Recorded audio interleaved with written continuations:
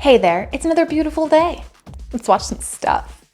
Nothing in this world works the way you think it does. Nothing. Governments do not operate the way you think they do. Banks do not do what you think they do. The police department is not here for what you think it is. Nothing in your world works the way you think it does. There's a far higher, bigger picture. You think he's talking about aliens? Because I totally think that he's talking about aliens. They're like controlling all of this whole world experiment that we've got going on here. It's not just the government. Yeah, the government doesn't work the way that we think it does. We're learning that a little bit more and more every single day now, aren't we? But seriously, there's somebody else above them. I think it's aliens. For those aware of hidden agendas, it's no surprise that experiments akin to the US Montauk project also occurred in the United Kingdom.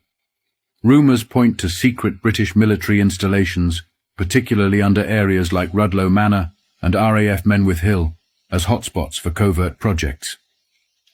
These facilities are said to have explored time travel, mind control, and interdimensional portals, technology allegedly obtained through Cold War collaborations with the US. Insiders claim that during the late 20th century, the British government covertly conducted psychological manipulation tests on abducted civilians and military personnel. Techniques involving electromagnetic fields and hallucinogens supposedly aimed to fracture the mind, creating sleeper agents and psychic operatives. Others allege that underground labs housed machines capable of bending time, eerily similar to the Montauk chair's function. Eyewitnesses and whistleblowers describe bizarre time loops and creatures from other dimensions breaking through temporal rifts only to be covered up as UFO incidents. Are these just stories? Or is the truth locked away beneath classified files that even MI5 won't touch? See, a lot of folks here in the States think that it's only happening here. But no, it's all over the planet. And it goes back to the previous clip of, we really don't know who's in control of all this stuff. We don't know how any of this stuff works. But the fact that there are stories that are similar everywhere, I mean, there's gotta be something to it. Microsoft just created the fifth state of matter, and it fits in the palm of your hand. Microsoft literally invented a new form of matter beyond solid, liquid, gas, and plasma to build their Majorana 1 chip. Scientists said this was impossible, yet Microsoft spent 20 years proving them all wrong. Quantum computers use qubits instead of regular computer bits. While normal bits can only be 0 or 1, qubits can be both simultaneously, giving quantum computers unbelievable power. The problem: qubits are extremely fragile and collapse at the slightest disturbance. Until now. Microsoft's breakthrough will revolutionize medicine by designing perfect drugs on the first try, eliminate microplastics by finding catalysts that break them down, and even create self-healing materials that automatically repair cracks in bridges, phone screens, and airplane parts. The military is so impressed, they've invited Microsoft to the final phase of their quantum program, something even Google hasn't achieved. When complete, this tiny chip will solve problems that would be impossible for all the world's current computers combined. If Microsoft can invent entirely new states of matter that physics textbooks said were impossible, what does this mean for everything else we've been taught to believe? My son just told me about this chip last night, so I am just barely scratching the surface on it. I've seen some videos where they're like, oh, they've unlocked parallel dimensions, access to these parallel dimensions, and all kinds of other crazy stuff. And I'm gonna bring more to you, but right now, like I said, we're just scratching the surface. The fact that this chip has been created is absolutely fantastic and incredibly terrifying all at the same time, because who knows what the heck it's actually gonna do or what they're gonna use it for. But we're gonna find out. We're gonna follow it as much as we can, because you know me, I'm scatterbrained, but I'll do my best. Look at how cool this is, you guys. This is so cool. As you all know, Colossal Biosciences is working towards de-extinction of the woolly mammoth. In order to do that, they have to make a big, hairy, cold-tolerant elephant, and they've done that with the mouse. So this is introducing the world's first ever woolly mice, long-haired, cold-tolerant mice that Colossal is using as a proof of concept to show what they're going to do with elephants in order to make them survive. Have these folks never seen Jurassic Park? It never ends well.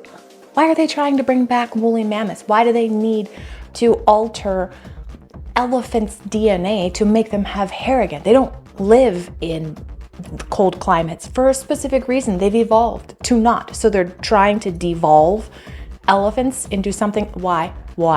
This is no, why? Things go extinct for a reason. We should just leave it that way. You're not going to believe what I read today. Jimmy Hoffa, he's a mob guy that was investigated by Bobby Kennedy whenever he was Attorney General. Then he's one of the many mob guys that went missing that were JFK assassination adjacent. So Jimmy Hoffa had a problem with Bobby because he was constantly investigating him. And Hoffa had a plan to get rid of Bobby. But you're not going to believe what this plan was. So first he said his first plan was to just firebomb his house in Virginia. And he said his contingent plan, this, you got to hear this. His contingent plan was he was going to get Bobby somewhere in the South where there were extremist people with extremist views that he could possibly create a patsy, so to speak. He said maybe we'll use a long-range rifle with a telescopic lens, and the best way to do it is to get him when he's driving his convertible.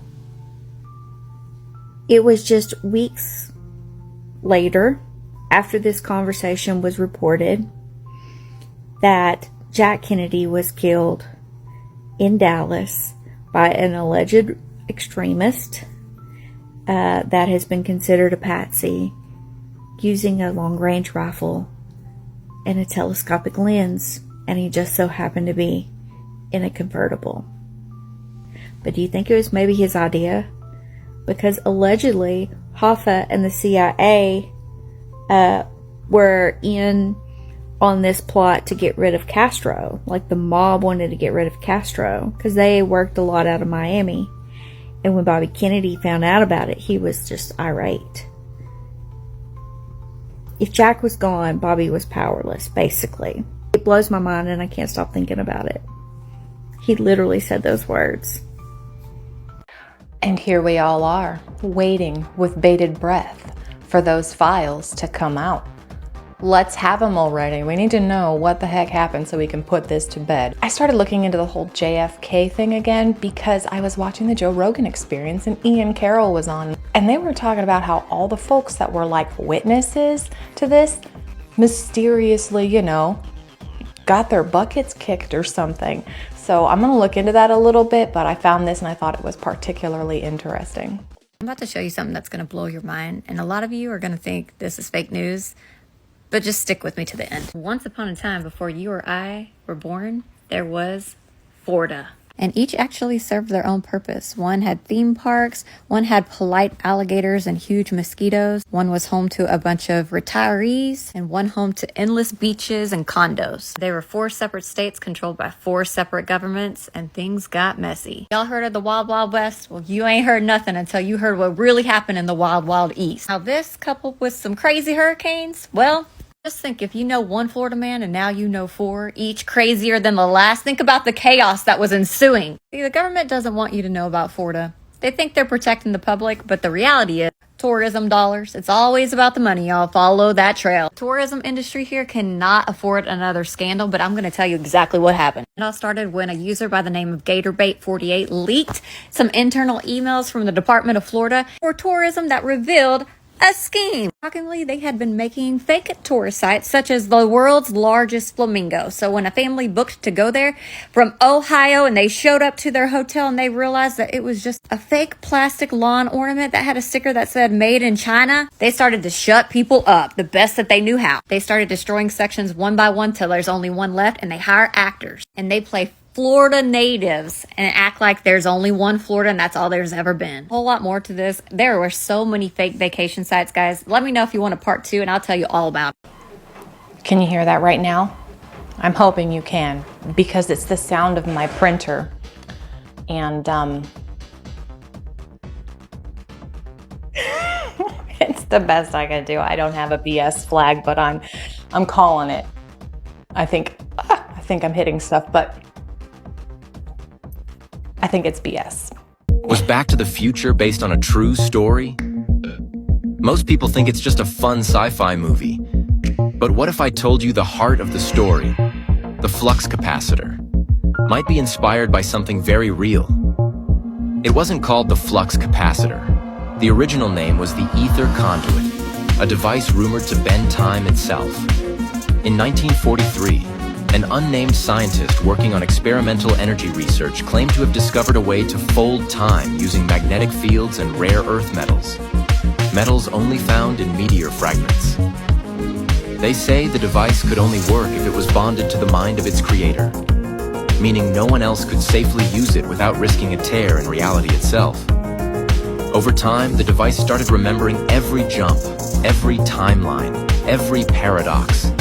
And when it couldn't hold the weight of all those timelines, it glitched. The story goes that one of those scientists, or maybe a version of him from another timeline, survived, went into hiding, and decades later, shared his notes with a certain Hollywood writer.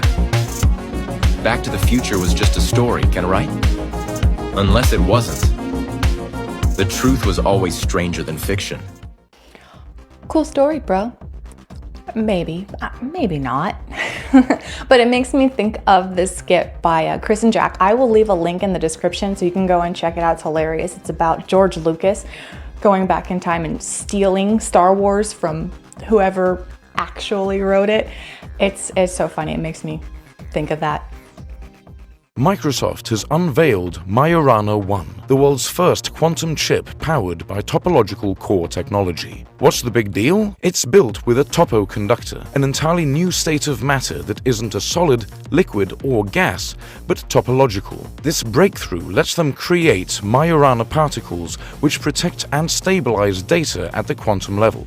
Picture it this way. In the past, tiny disturbances could knock qubits out of sync, ruining calculations. Now, thanks to Majorana 1, there can be more stable and scalable qubits that can fit on a single chip, leading toward the magic goal of 1 million qubits. This opens the door to solving challenges no classical computer can handle, from eliminating microplastics in our oceans to engineering self-healing materials for bridges, buildings, and healthcare devices. This new quantum power, teamed with AI, could mean designing the perfect product on the first try every time, cutting guesswork and unlocking a world of innovation. Microsoft's bold approach, built on nearly 2 decades of topological research, proves that the future of quantum isn't decades away. It's just around the corner. This redefines what is possible with a new state of matter, a new type of chip, and a clear path to real-world impact.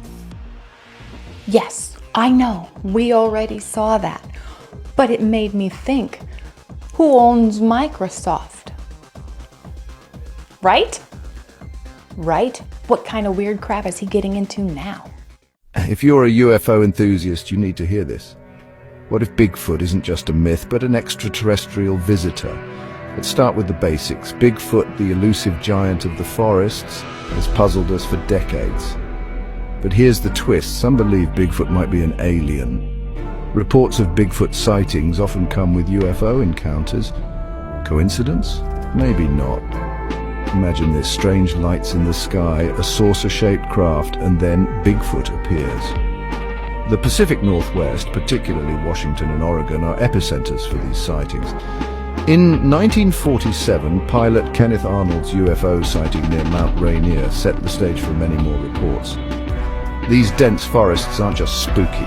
They're hotspots for both Bigfoot and UFO phenomena. Some think Bigfoot could be an interdimensional traveler or even a biological experiment from another world.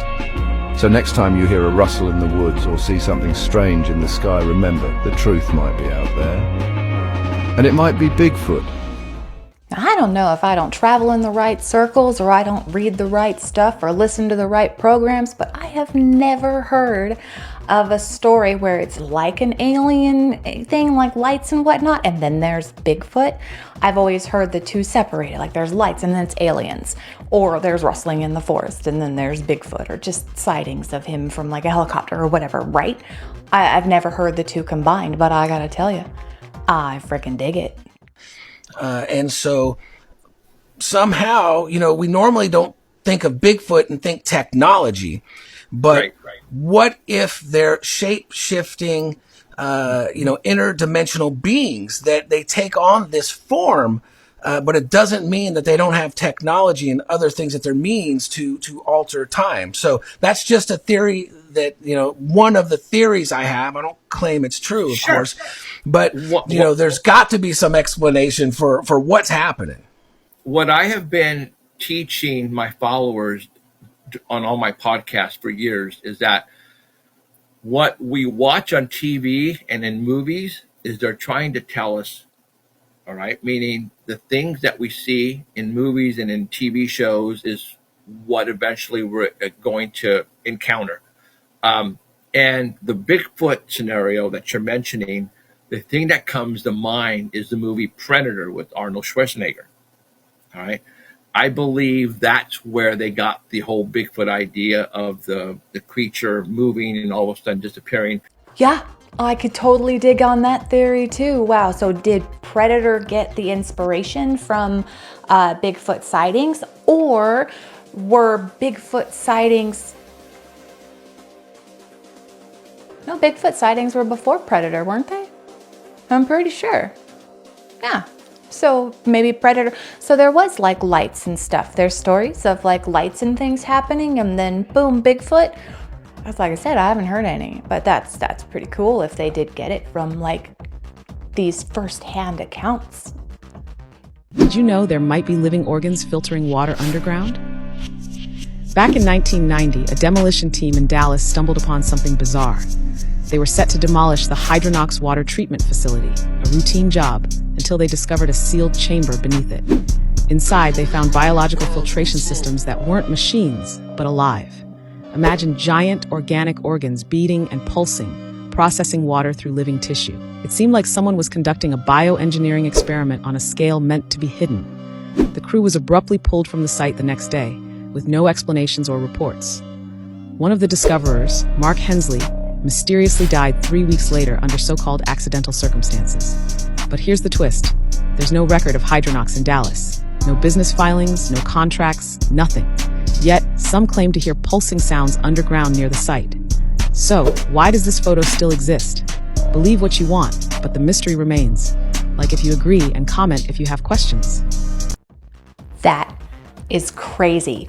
And this is where my conspiracy brain goes. A couple months ago, we talked about quantum glasses. This guy created quantum glasses and gave them to his daughter, and the daughter was like freaking out because she believed that we were all just part of a digestion sac, and we were all just being digested by the universal whatever it is, right?